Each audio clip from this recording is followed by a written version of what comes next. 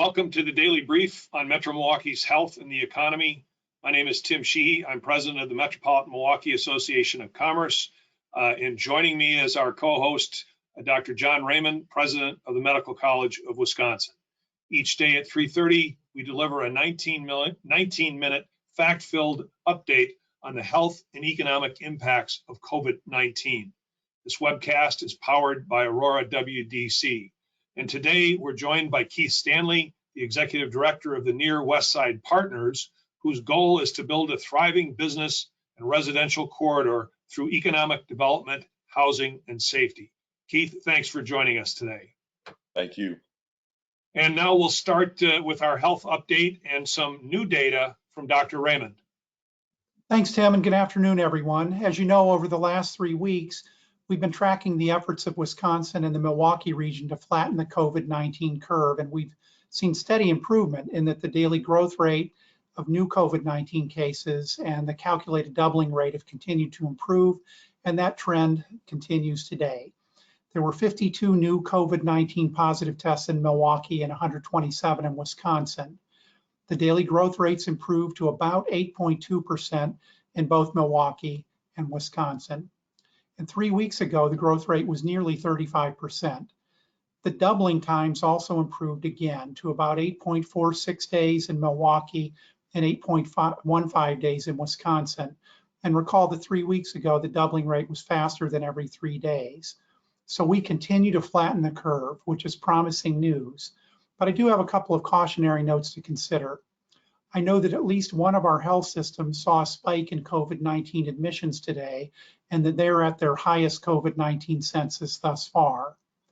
And consistent with that observation, the aggregated census of COVID-19 positive patients in southeastern Wisconsin rose today by 13 patients to a total of 350 inpatients.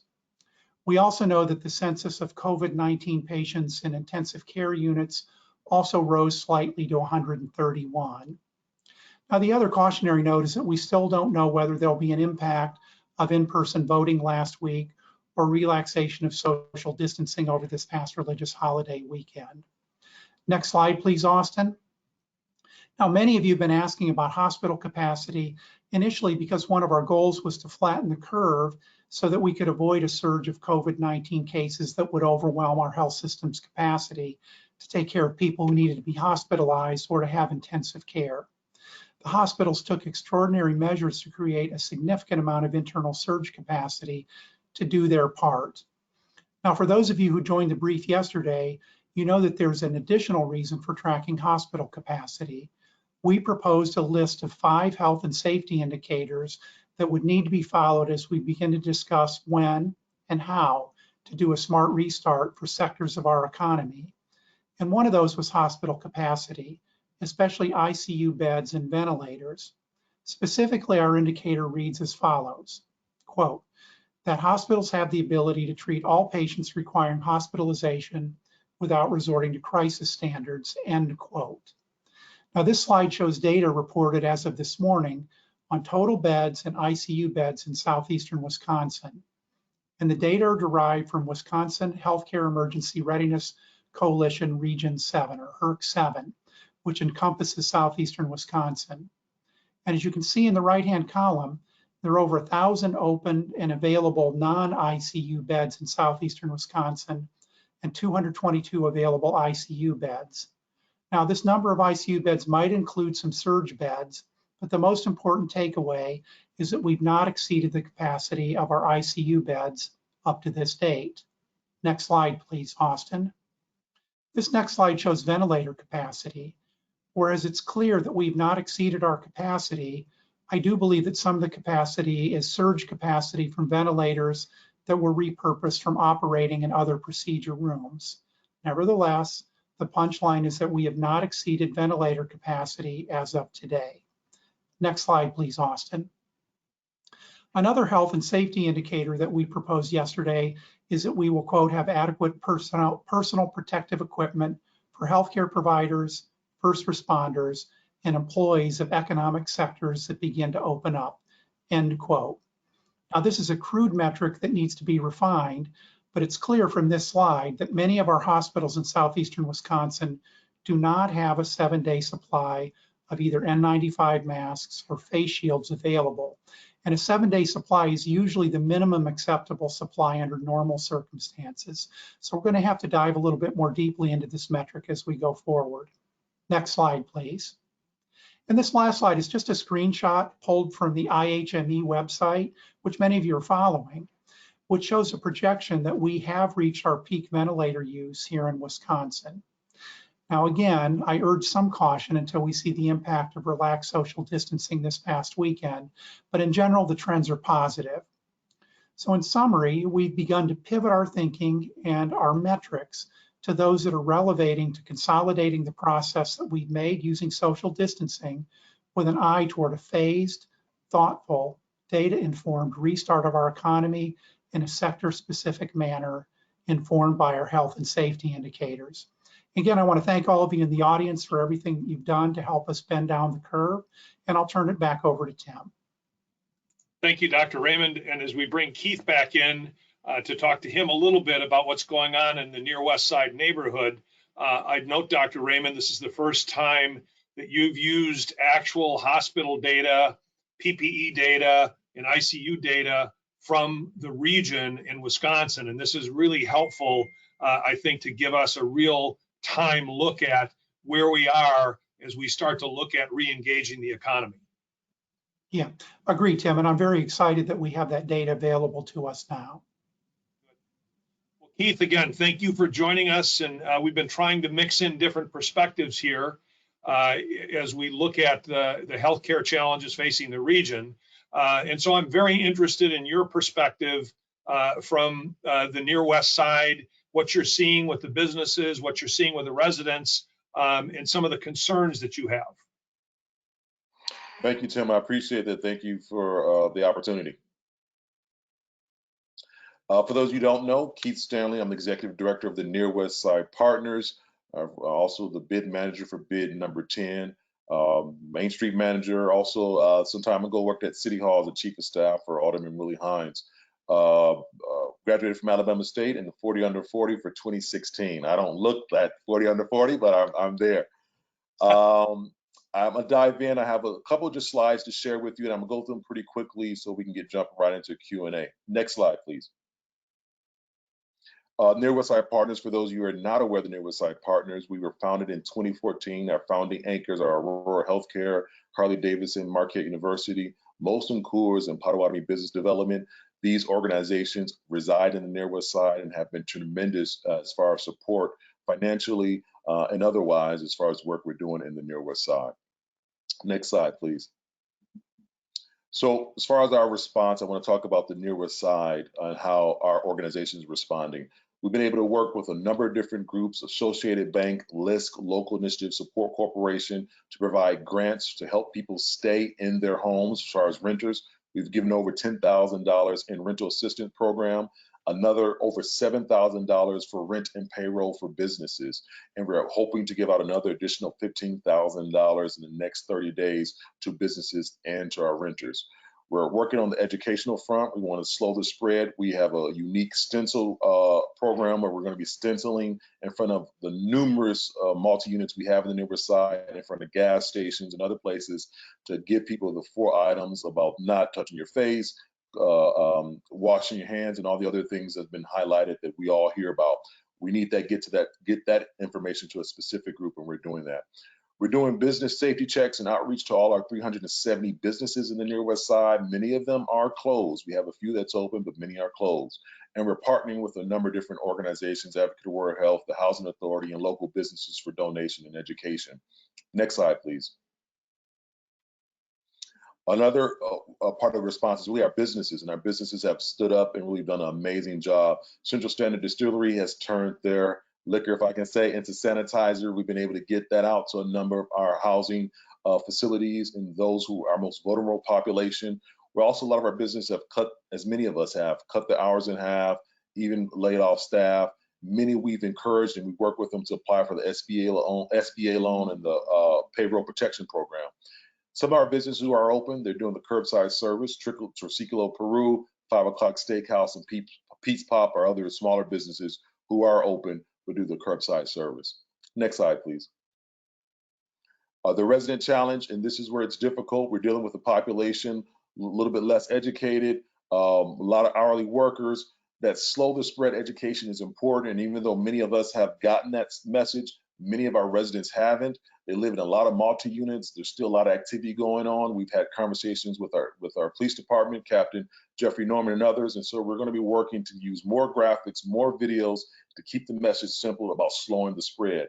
We're also going to be working with our landlords and businesses so they understand the policies to keep people safe. We have a definitely concern with fresh food access as we see these supply chains being affected across this country and across the world. Getting fresh food to these communities is really difficult at this time. And it's not just about people not having money. It's about making sure they can shop safely for the food they need. And then also providing clear language in our health education. If people are feeling ill, where do they go? Who should they go to? Is there testing available? A lot of that information is not readily available for the community that we serve. Next slide, please.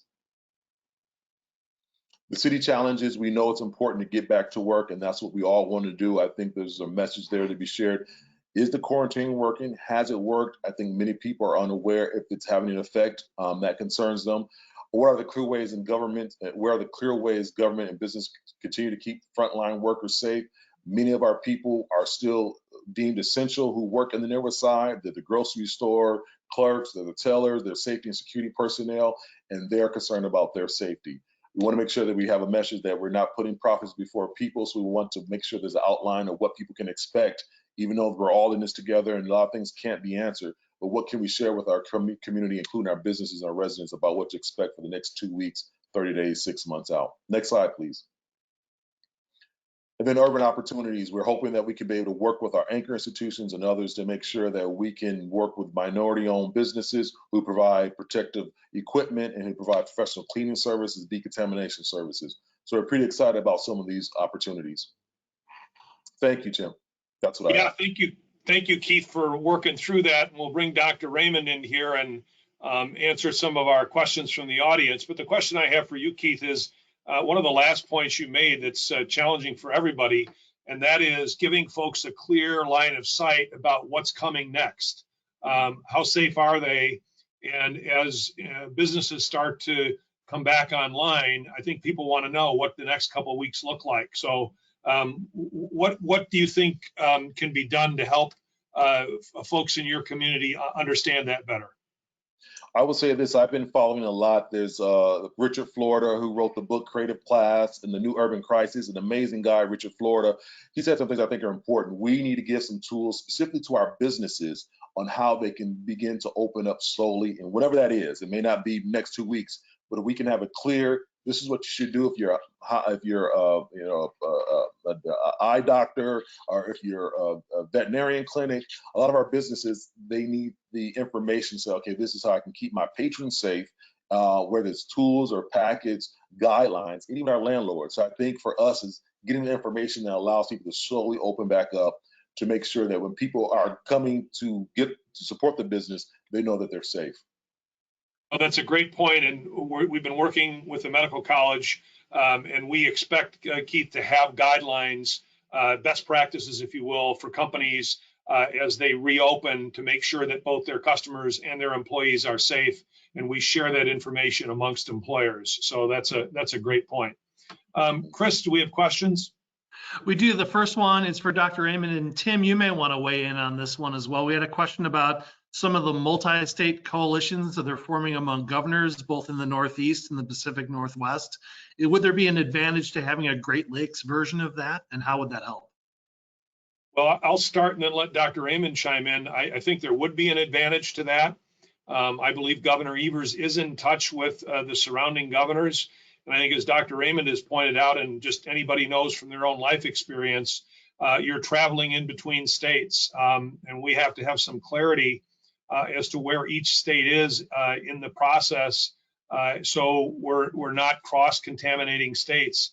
And that's going to be a difficult challenge, but a necessary one. Dr. Raymond? Yeah, great idea. I would say it's essential to our success. Another question for Dr. Raymond and Keith. I don't know if this issue's come up among your residents that you've heard, but parents who have joint custody of a child wonder if it's safe for that child to go back and forth between households. Would that increase their risk, or potentially the risk to the families as well? I would say, Dr. Raymond, my thought, I wouldn't say that directly, but I would say you will hear, especially with an African-American community, there's this increase as far as the COVID deaths and the virus. A lot of that is due to intergenerational living. We see that quite a bit in our community. Grandma, mother, and people going back and forth. That's been difficult as we try to figure out how do we slow the spread. I will share that. Yeah, I think that's really an outstanding point, Keith. And you know, there are just some circumstances in which you can't avoid interacting with your family. And I would say having joint custody of kids might be a case where you've got to make that exception. Another question we had from a business owner was, how do you factor in allowing a recovered COVID-19 patient back to work for an essential business that's operating right now? That's a good question, and we hope to be learning soon whether people that are recovered actually are immune to a secondary infection. And that's the big variable that we don't know. And I'm sure people are aware that there are some reports from South Korea that there are patients who had COVID-19, tested negative, and then tested positive again. We don't know whether that's a reinfection or a relapse. That's going to be very, very important. We just don't know right now, but I think all of us hope and pray that if you have a COVID-19 infection and you recover, that you'll be immune and you'll be ready to go back to work. Another question we have is for when we do get to the phase where more businesses can reopen and perhaps testing may or may not be available every business every day. How effective is temperature scanning as sort of a proxy for testing every day? It's better than nothing. And I would say if you look at China, they're using infrared scanners at the entrance to some of their buildings. They have drones with temperature scanners that they're using in crowds to identify people. And if they're doing it, it must make some sense. One last question, Keith. We were wondering how the recommendations about using face masks for the general public, do you see that resonating in the community you live in? Yes, we're starting to see quite a bit of that. We actually have partnered with a group to help us get additional face masks for our vulnerable population. We have two housing authority complex, public housing complexes in the Near West Side, and so we're getting face masks. That was really, that 2 weeks ago, that wasn't a thing as much, and we're starting to see a lot more residents take it much more seriously. Even with signs in our businesses saying that they won't allow people to come in without a face mask. So it's definitely that word has gotten out about the face mask. Great, and thank you to everybody who asked questions today. Yeah, no, that's great to hear. Keith, the Near West Side's lucky to have you as a leader there. And I think you play an increasingly important role about spreading the message about what's happening and the path forward. So we appreciate that. Dr. Raymond, always a pleasure, and appreciate the new data on the hospital capacity, and we'll continue to use that as we mark the path forward. Tomorrow we'll be joined by Peggy Williams-Smith of Visit Milwaukee, on Thursday by Waukesha County Executive Paul Farrow, and on Friday by the mayor as we wrap up the week. So continued good progress, but the caution light is still on. So have a safe afternoon, and thank you for joining us. Thanks, Tim. Thanks, Keith. Thank you.